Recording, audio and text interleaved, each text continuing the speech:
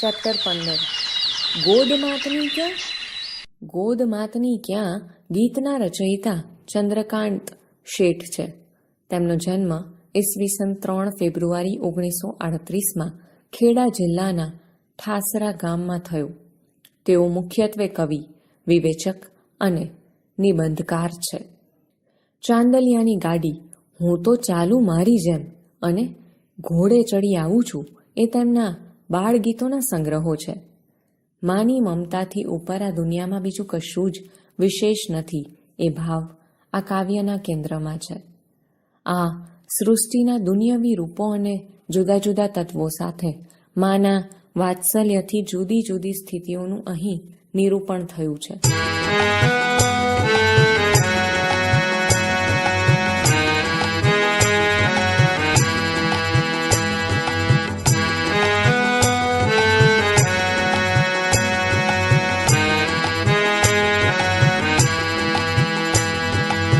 છત મળશે ને છત્તર મળશે, ગોદ માતાની ક્યાં? શયન ખંડને સૈયા મળશે, સોડ માતાની ક્યાં?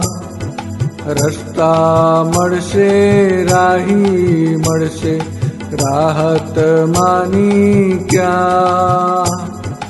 ચાંદ સૂરજ ને તારા મળશે, આંખો માની ક્યાં?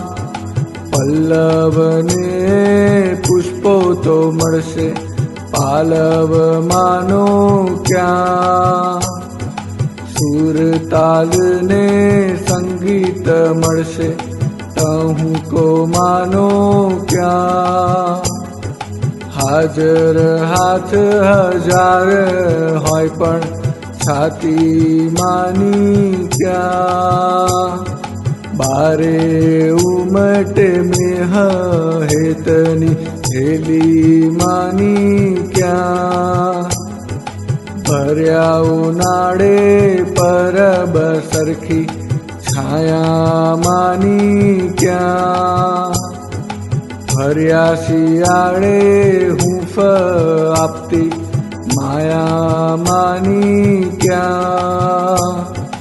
છત મળશે ને છત્તર મળશે, ગોદ માતાની ક્યાં?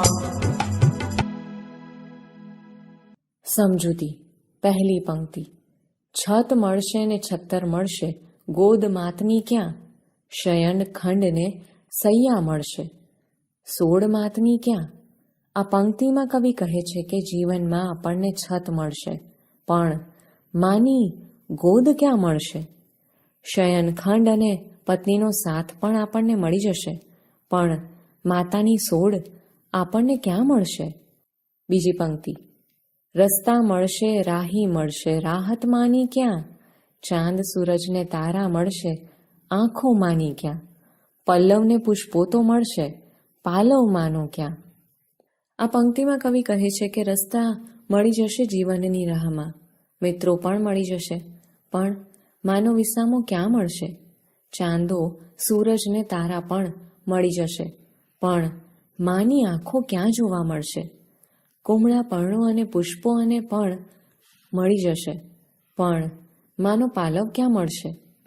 ત્રીજી પંક્તિ. સૂર તાલ ને સંગીત મળશે, ટહુકો માનો ક્યાં? હાજર હાથ હજાર હોય પણ છાતી માની ક્યાં? આ પંક્તિમાં કવિ કહે છે કે આપણને જીવનમાં સૂર તાલ અને સંગીત મળી જશે, માનો ટહુકો મીઠા બોલ ક્યાં સાંભળવા મળશે? હજાર હાથે મદદ કરવાવાળા મિત્રો પણ મળી જશે, પણ માની છાતીમાં જે હૂંફ સુખ મળે એ ક્યાં મળશે? ચોથી પંક્તિ.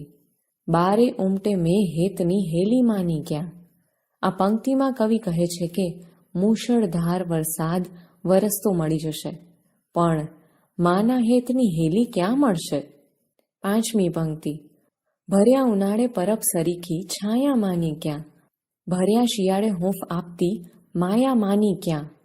આ પંક્તિમાં કવિ જણાવે છે કે ભર ઉનાળે પરબ જેવી માની છાયા ક્યાં મળશે? ભર શિયાળે હૂંફ આપતી માની માયા ક્યાં મળશે?